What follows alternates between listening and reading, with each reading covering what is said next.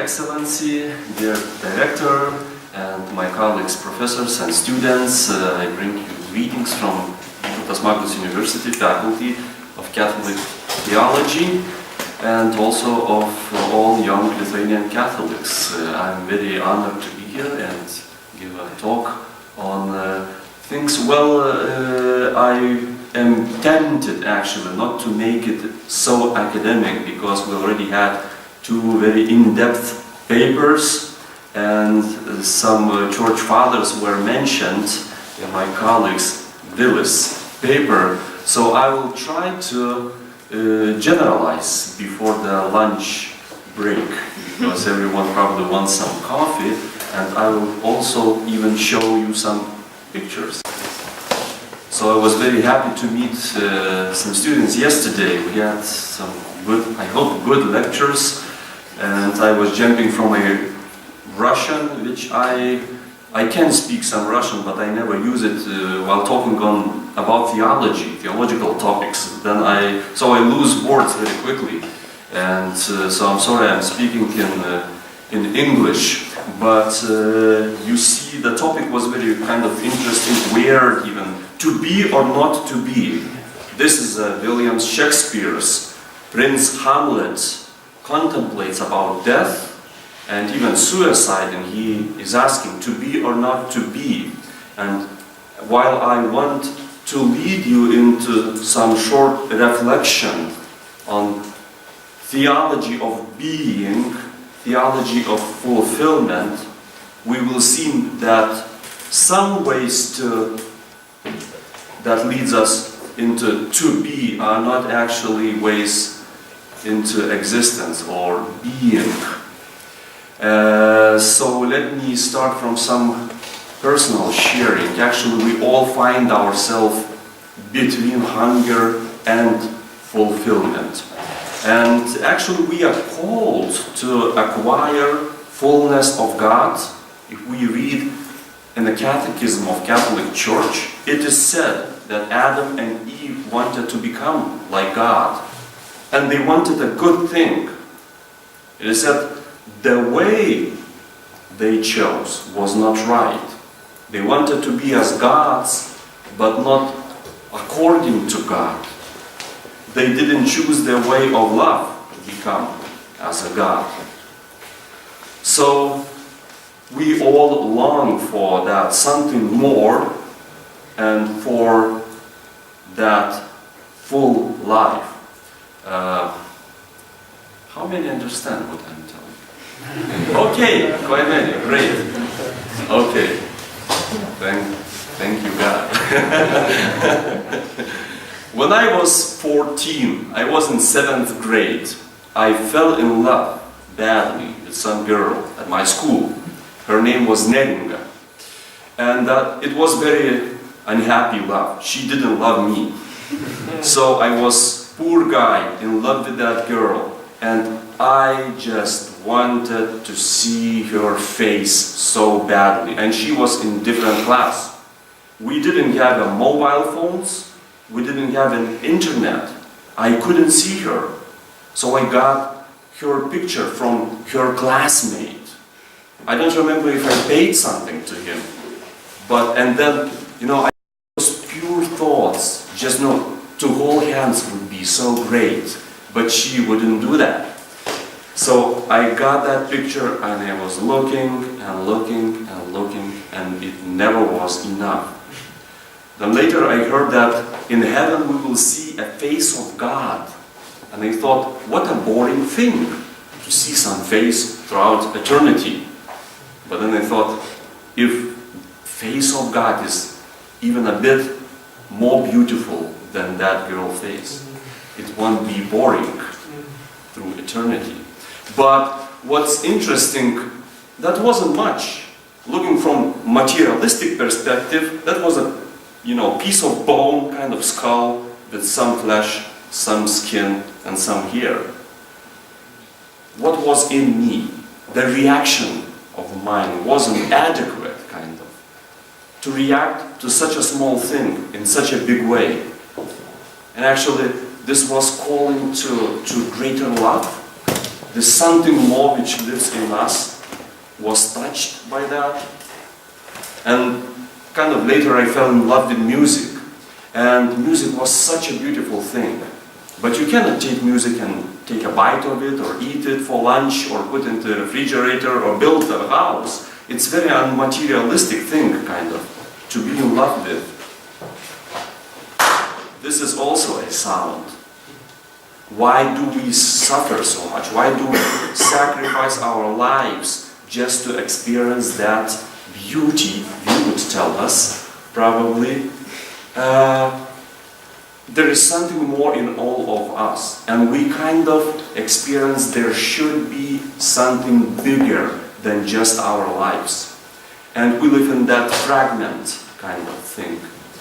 God has it all, and we experience world in very limited way, kind of 4-dimensional way. 3 dimensions plus time. And God embraces all dimensions. I don't know how many there are. We hear just a little piece of sound frequencies. There are some animals that hear more sounds than we do. And for God, all frequencies are there. And we don't see all colors. Insects and birds, they see more colors than us. And God, He has it all. And He is existent. We have a little piece of life in us. If we cut our hand, our body regenerates a bit, but not to the end. So there is a life, there is an immortality in us, but it's so limited. In God, it is all. So we kind of hunger for that full life. But even more, we all know that fullness is especially in a spiritual realm. Because there are so many people who kind of have it all. They have money, they get house, they have family, they have job, they're called professor and doctor and this. And in the end of their lives, they look in the back and say, I have it all, why I feel so empty? Something's missing inside of me. And some people don't have anything. They have nothing. And they feel full. So what's the secret of fullness? We are called to acquire that, and unless we have this fullness of life, we are not happy. So if we try to generalize what Catholic theology says, and what church fathers did say, they would say, there is a secret here. There are only 2 ways to reach for fullness.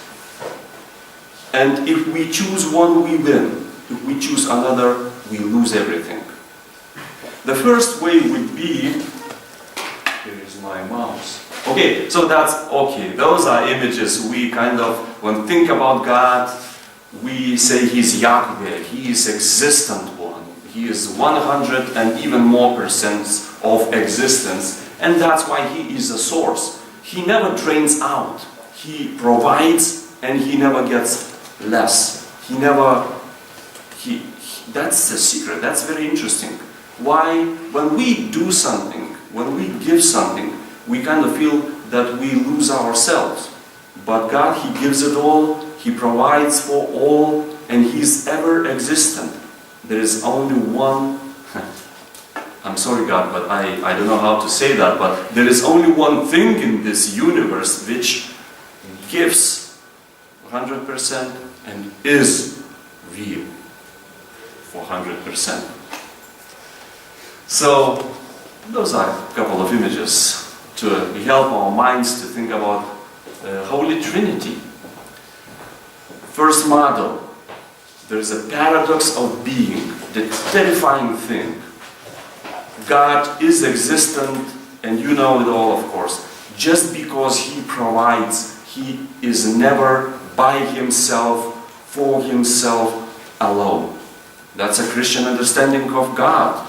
God shouldn't be just by Himself. If God is ever existent, there must be some exchange of love. Because love brings fullness of life. And if we move forward, of course we remember these words of Christ. whoever wishes to save his life loses it. And whoever is giving life for love acquires everything. And for us it's terrifying. We never experience that thing kind of. If I have a chocolate and I give a bite for you, I lose a half of chocolate. It's smaller, so it's not good for little kid. It's hard to learn this secret, this rule. For us, it seems like if we take a bite of somebody else's chocolate, we get something and we get fuller. So we have to take in order to be full. But that's a paradox of life. Christ says, unless the grain falls into the ground and dies, it won't bring a fruit. It won't stay even more alive than it used to be. Give and you will get. Try to get and you will lose. This is so terrifying. It's so scary to try this one out, to try this way. That's why so many of us, we have this idea in our minds, but we never really try hard. Does it work? And we will never know if it does, unless we try, unless we do it. So, and there is another model, and when we think about Satan and hell, we notice that hell is called a very funny name. Church fathers would talk about the jaws of hell, yes? Jaws, kind of past, other. Why hell should chew so much? And actually what we are talking about here, we are talking about the opposite of what God does. Satan would be a being who kind of thinks, I really want to be like God. I want to be full. I want full life. But maybe there is a shortcut. Maybe there is another, kind of easier way. It's so scary to give yourself to acquire everything. I'm not risking this. I will try another way. What if I eat it all? What if I devour lives? What if I take souls of living beings, of humans, let's say, and eat all those souls, bring them in, and digest? And I would get full of life. I will try this one, Satan says. And that's how Hades, this image appears when we see those ancient images of hell. It's all about eating, eating more, getting more. And we used to see all those images of kettles and people boiling in those kettles. What do we use kettles for? To make food of something. So that's a model when you look around and everything you see, it's I want to make a sandwich of it and eat it. And Satan is chewing on something all the time. In Dante's Divine Comedy, Satan is in the bottom of Hades. It's all ice, it's cold. And Satan is chewing and chewing on three greatest sinners of the world.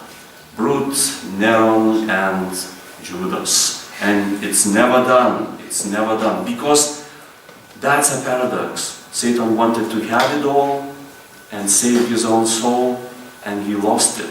So the more you eat, the more hungry you get. If you read C.S. Lewis' book about Satan's, screw-type letters, the rule of hell is bring in food or become food. So when we look into images of look at this.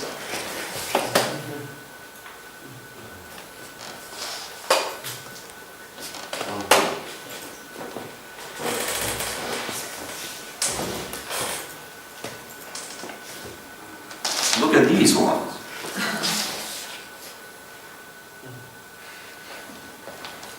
They have those little jaws all around, all on their bodies. What does that say? That say, we have powers, we have appetites. We can choose to use these powers for love, to give, or to turn them into little eating jaws. By everything what's in me, I try to feed on or on someone. That's a vampire principle, kind of. I am alive if I'm eating someone else. So these are scary images I want you to make alive before your lunch. We are going to eat. But I'm going to finish with example. Abundance of love, again, hunger and feed, two models. Which one do we choose? And we know very well what church advises to us. To become God-like, to follow Trinity way, to become like Mary was, or to become Hades-like hell-likeness acquire, and become little vampires who are eating souls of everyone. And when we look at Jesus, he is always depicted as he is kind of the source you can come and drink, you can come and eat. He gives his body, he gives his soul. That's why he never dies and he is ever alive and true. And here we see two images. Jesus points to his wound, and he points to his wound like breastfeeding mother points to her breast, actually. He keeps this wound like this. And love, caritas, is feeding on that Jesus' blood. Here, a church is feeding on Jesus' blood. So kind of Jesus gives an example. Don't be scared to provide yourself. Don't be scared to be open to others. Because according to the paradox of life, you give and you acquire. If we give in God and with God. So, serious example from very good book of C.S. Lewis. You read it all probably, but I was so impressed. When we talk about how to become full and not to stay hungry, we talk about spiritual fullness. What our imagination could imagine about being full person? What are we called to become? It's very interesting. C.S. Lewis notices, when Christ resurrected, his body was spiritualized. That's what Paul says. Resurrected body is spiritualized body. And we very often imagine spirit like it's not material. That's why it's less real than body. You died, your body lays down, your spirit, your soul goes to God. So soul kind of is transparent, probably weigh less if you put it on a scale.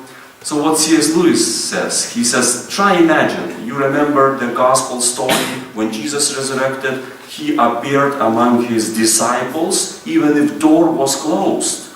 So in our imagination we imagine probably he became spiritual and he was like a mist, like a smoke, like a shadow. He could go through that door and then materialize again through that thick matter.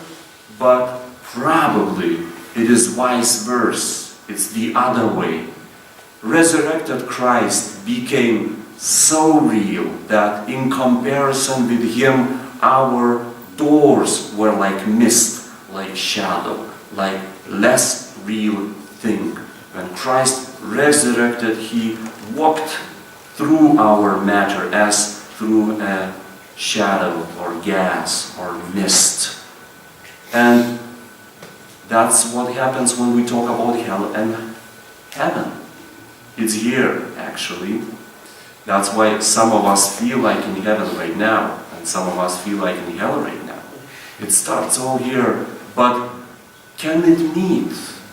Can we meet God if we are shadows? Can God provide his face to the one who didn't acquire a human face throughout the life? We are in the process of evolution. And if we say, okay, maybe evolution did exist, so if it existed, Catholics say, God planned it. God is leading creation to some direction. God has a plan. If this is so, we better take it seriously. We don't stay. And we never turn back. We never become oborotin, naoborot, kind of going back to animal stages and doing with our bodies what animals would do. We move forward to the next step of evolution, which is Christ. Christ, skaistus, Christ.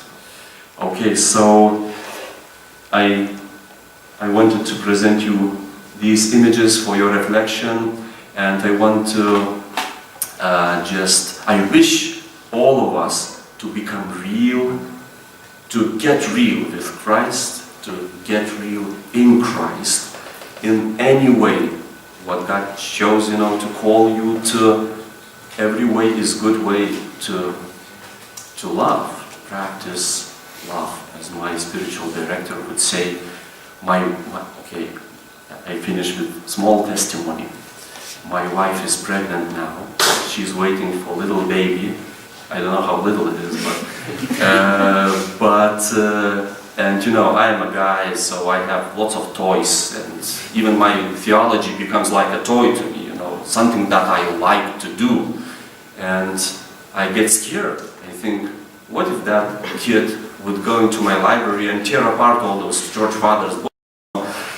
And so my spiritual director says, so now it is coming a new stage in your life. There will be so many possibilities to grow in love. Because tell me one thing which is more important. There is none. That's the only way. Jesus is the only way. Okay, so thank you very much. Thank you, Your Excellency, and I wish all the good to the Razi and Catholic studies in Latvia.